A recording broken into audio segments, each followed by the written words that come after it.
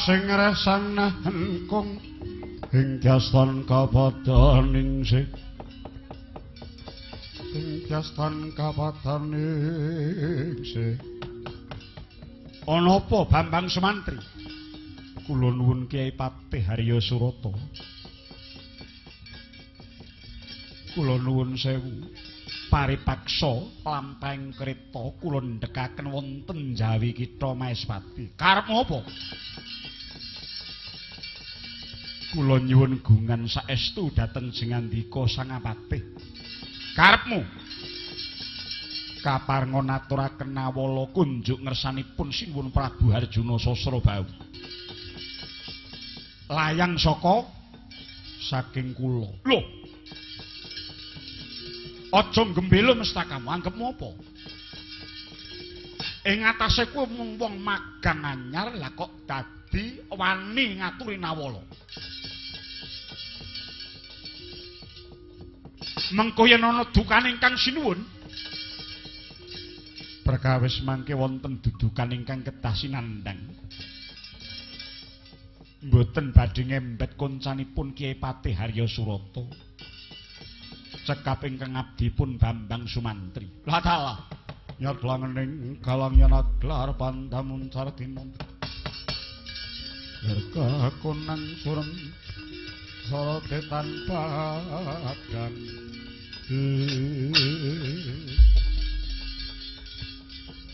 yo nang yen ana apa-apa aku ora melu-melu Bambang Sumantri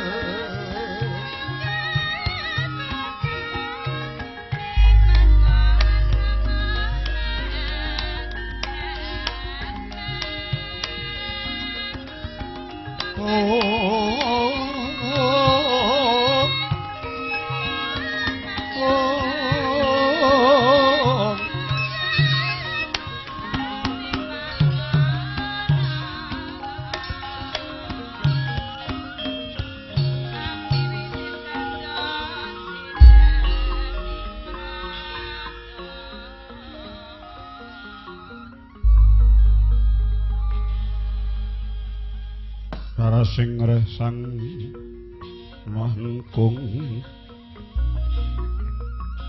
ing jasan kapadhan ningsih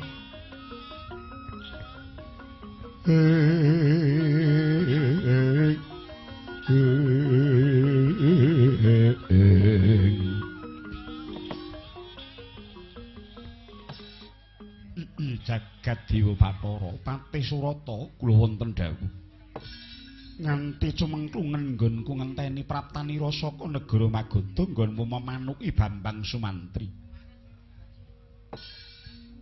kaya ngenteni sileming palwa gabus maragage matura mungguh apa ingkang dumadi Surata nggih lepati agung pangeksa paduka Kanjeng Sinuwun estunipun sekti kalintang Bambang Sumantri pilih tanding boboting aprang sasampunipun magut ngayuda nrenggalani prajurit miwah para ratu sewu negari mboten wonten ingkang mangga pulya prasasatimun mungsuh duren tandangipun Bambang Sumantri kados sikatan nyambar walang kesit trengginas miwah trampil anggenipun anggelar baris para raja nerpati samya mundur. Prabu Darma Wasesa ingkang minangka tetungguling para raja sewu negari lumawan Bambang Sumantri ugi pejah dening Bambang Sumantri. Kaya mengkono kasektening bocah saka Jatisarana. Lho nggih sinuwun. Yen mangkono banjur endi calon garwaku Yayi Dewi Citrawati apa wis binayong manjing pura negara Maeswati? Nggih, lepat diagung pangeksa maduka sinuwun. Estunipun malih-malih menapa Sang Kusumayu Dewi Citrawati sampun katitihaken kreta dening Bambang Sumantri kaliyan putri Domas. Amung kuciwanipun dene ing wekdal dinten menika Bambang Sumantri lajeng kandhek wonten jawining kitha Maeswati. Apa sababe kok mengkono ora enggal agan ngaturake calon garwaku? Nggih, sinuwun waleh-waleh menapa? Kula mboten mangertos menapa ingkang dados dasaring panindak dene Bambang Sumantri gadah lekas ingkang mekaten. Kapara dinten menika malah nyaraya kula supados ngaturaken nawala kunjuk dhateng paduka sinuwun. Lho. Bambang Sumantri wani ngaturake layang marang aku. Maragage coba kaya ngapa tak tampani Surata. Bumi gonjing langit kakelap katon lirgin sanging alis pisang mawekan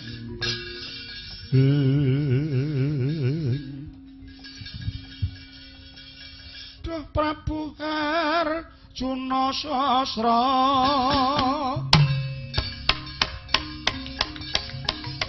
Paduka pepunden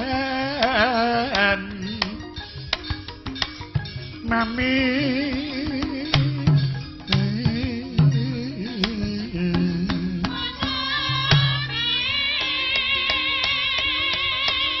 Sumantri minta sama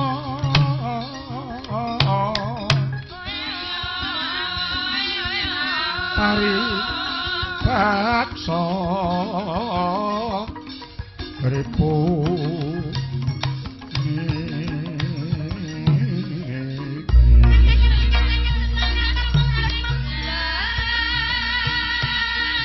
nyuwun kungan sayakti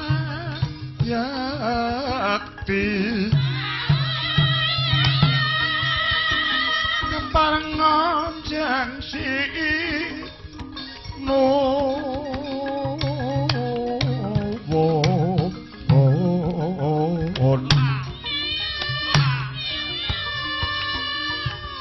mapak putri boyongan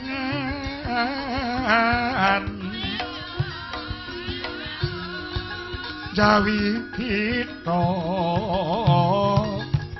maes ati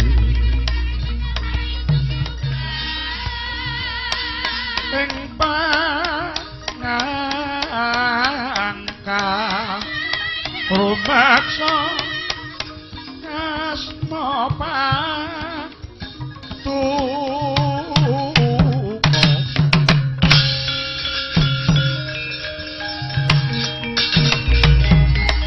Jangan tabler kinetap duka yaya sinipi jojobang mawingo-wingo panuks maning jajalanat setan mimbo menungso. Aduh sinuwun nyuwun pangapunten dudu kowe kang luput. Coba kaya ngapa dapure Sumantri.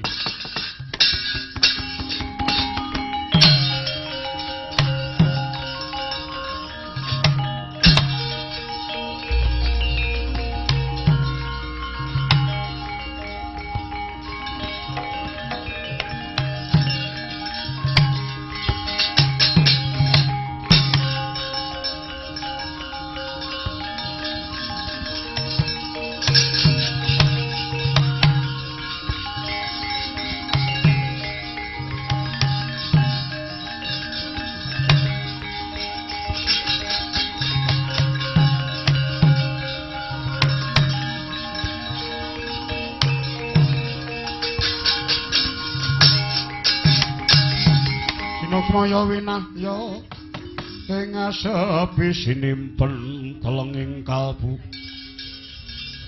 pambukaning marana talen saking apik temen kuwi Bambang Sumanep.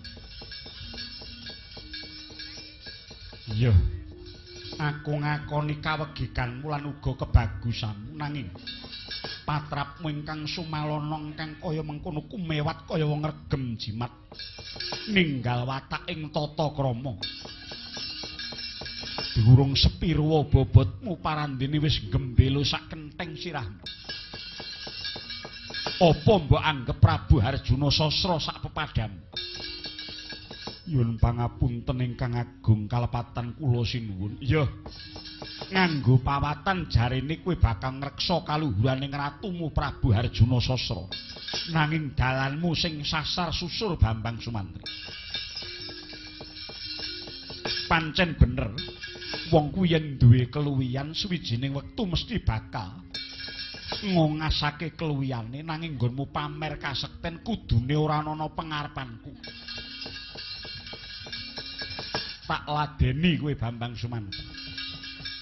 Ya mung aku duwe penjaluk yen to kowe bisa cilik ngembari gedene ngasorake Prabu Harjuna Sasra. Aku trima kalah. Nang yen to kowe ora menang karo Prabu Harjuna Sasra bau, mengko bakal ana pidana ingkang abot ingkang tumiba marang kawula ingkang semekean kaya dapurmu.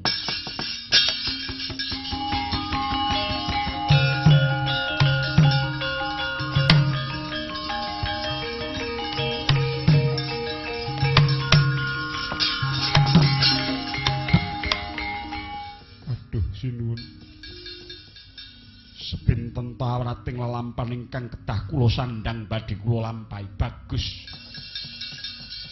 didelok wong akeh supaya jajar lungguhmu kelawan Ratu Maespati. Aja nganggo cara wong desa tak sili agem aku. Hayuh tanding ngono.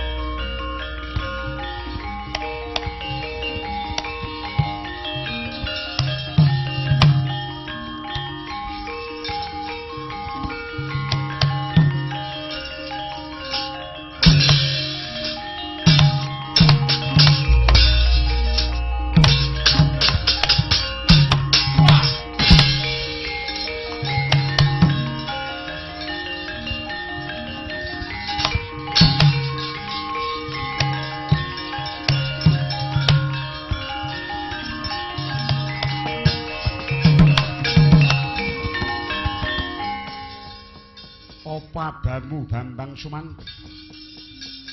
Nyuwun pangapunten sinuwun. Ayo tumplaken gaman. Kula aturi nampi punjungan saking Bambang Suman.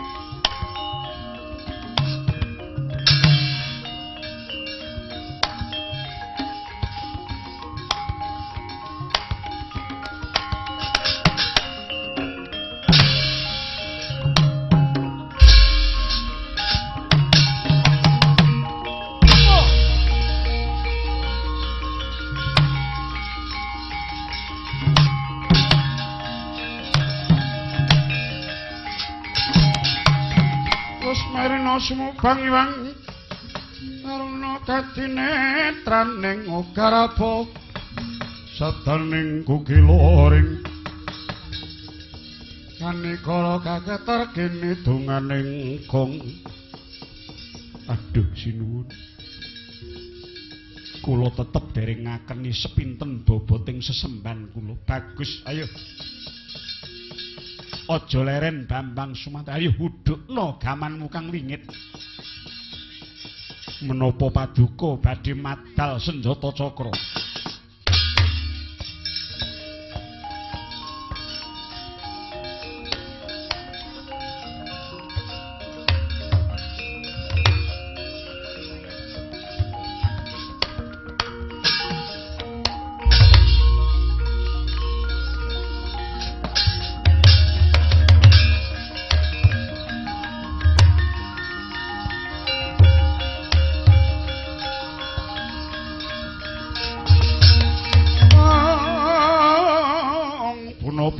Mira ingsun prihatin waspagung mijil mengen manaputi Nalendra Maespati Prabu Harjuna Sasrabau dupi mulat saking katebian Bambang Sumantri ngagar senjata cakra gumeclap mawa kilat mubeng kaya kitiran eling mring jatining Wisnu Bathara sigra ngunduh kala mercu saya gedhe sarirane sak gunung rong gunung pitung gunung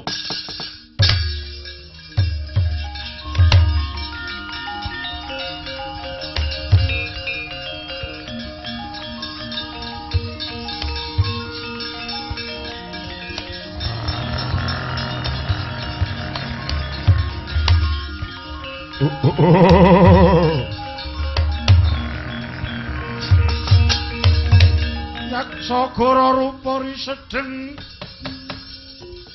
Narendra yaksa lalaku kang malwaling kang gambira marang ngesesyong metu Prabowo lantal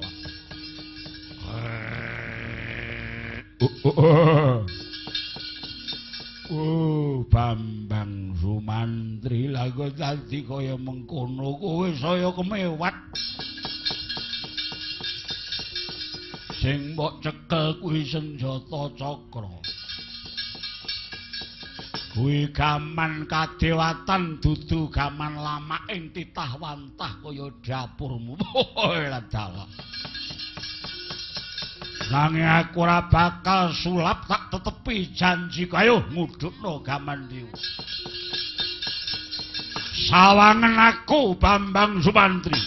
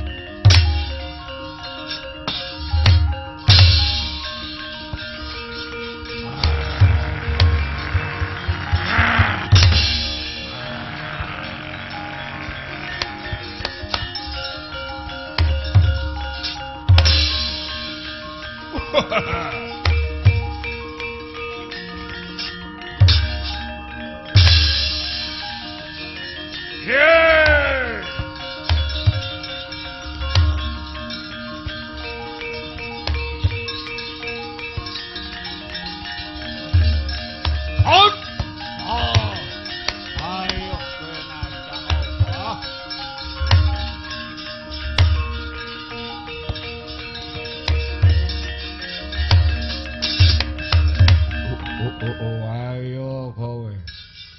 Arep ngopo Sumantri? Aja toh mung dapurmu tak anggap walang. Bumi sak isine iki yen to wis tak karepake aku bisa nguntal.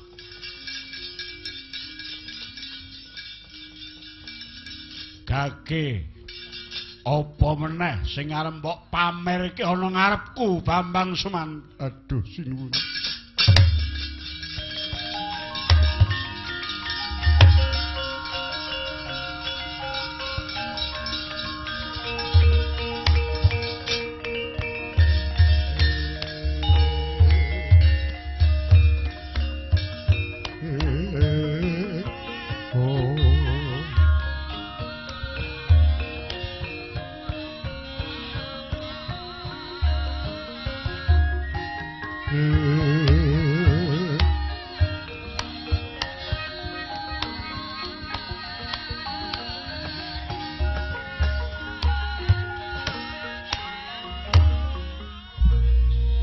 Sinuwun Sang Marta Bawana.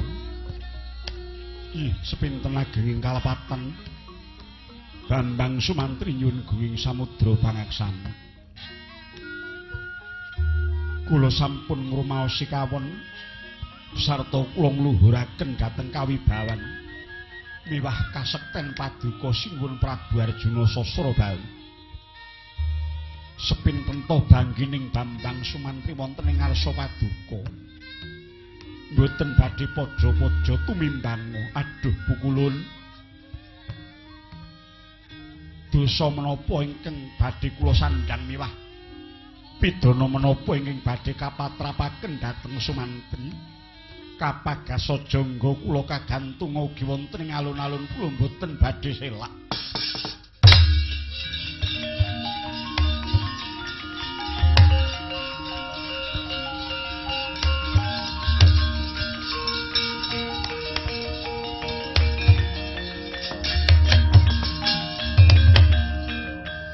Sumantri,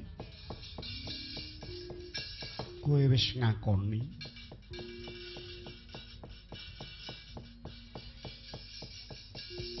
ning tak tetepi apa ingkang dadi ucap kowe ngayun. Pidana abot tumrap Bambang Sumantri ingkang wis wani nanteng perkara kelawan ratumu. Aduh sinuwun. Ora susah sambat. Taman Sriwedari ingkang mapan ana ing Untara Segara. Kuwi biyen klangenane Bathara Wisnu. Maragake puteren boyongen papan ana tengah-tengahing kutha Maespati. Sewengi kudu bisa nanging kudu gegaran cipta rasa lan karsamu Sumantri yen ora bisa aja takon dosamu. Oh